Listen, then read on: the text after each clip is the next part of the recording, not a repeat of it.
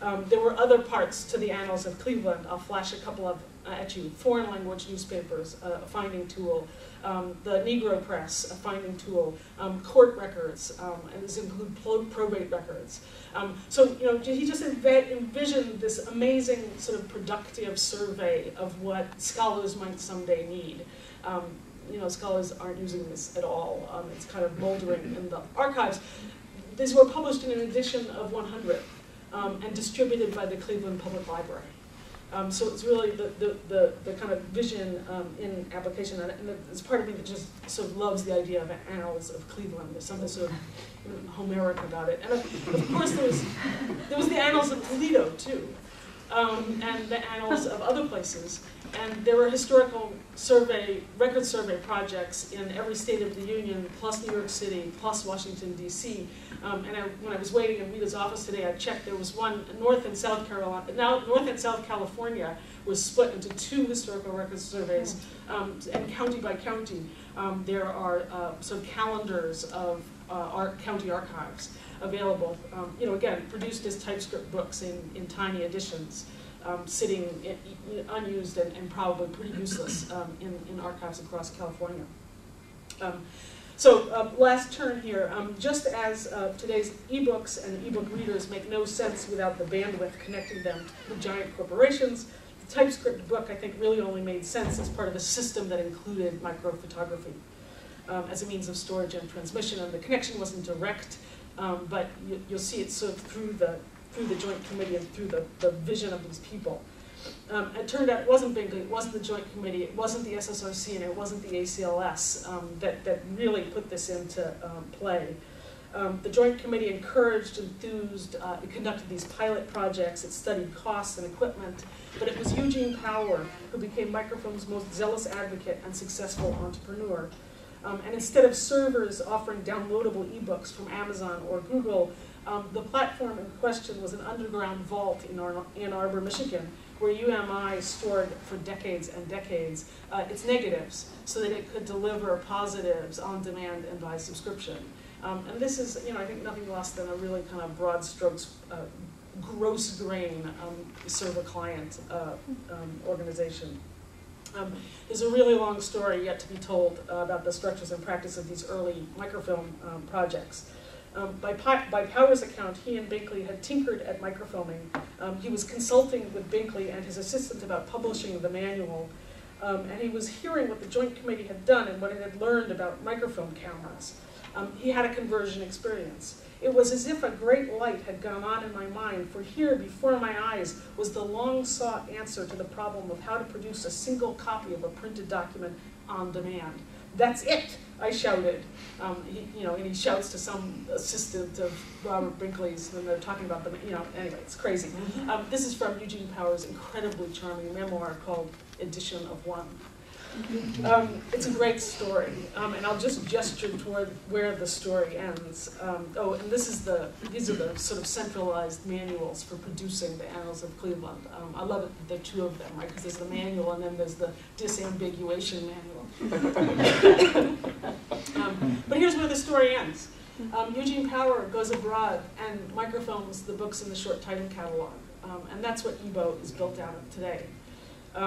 The Joint Committee helps promote the people who are doing the American Periodical Series microfilm in the US. And that's what the APS ProQuest archive is built on today.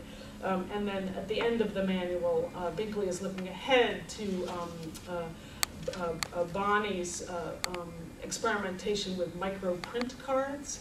And that's the technology that the ReadX Digital Evans database is built on via the negatives used to make the microprint cards.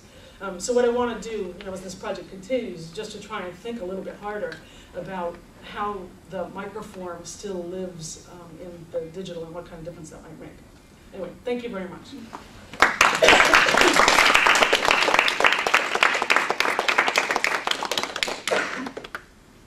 Thanks, Lisa. I'm happy to answer any questions.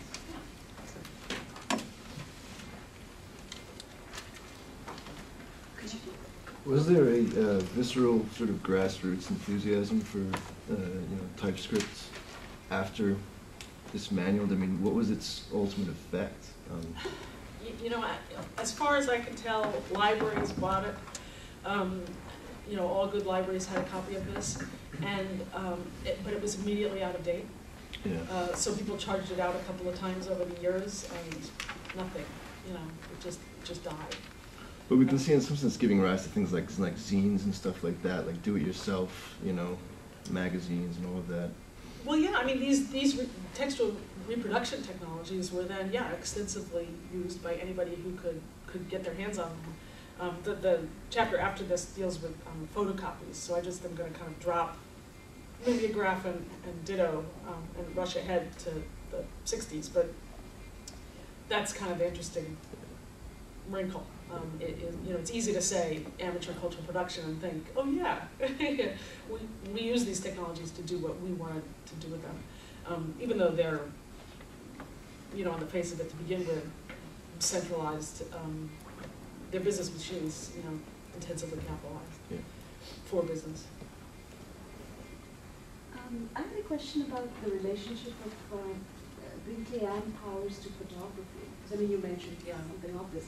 But I was very struck by your idea of these vernacular typescripts, and that sort of, what seems to me, the transition from document to documentary has a certain kind of idiomatic expressivity, and it seems to incorporate a sense of visual design already in that process, because they're sort of visualizing TypeScript and they're presenting instructions. Right. And this is, you know, you mentioned the documentary expression of the 30s, and there's a very deep-set visual culture by then of the transitioning from the document to the documentary. Kahana makes this argument of, you know, revivification as well.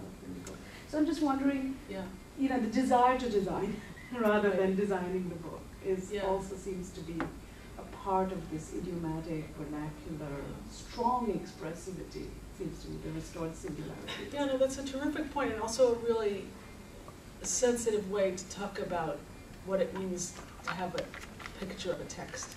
Yeah. Right? That is the burden of the picture of the text that gets put in via all these different technologies. Yeah.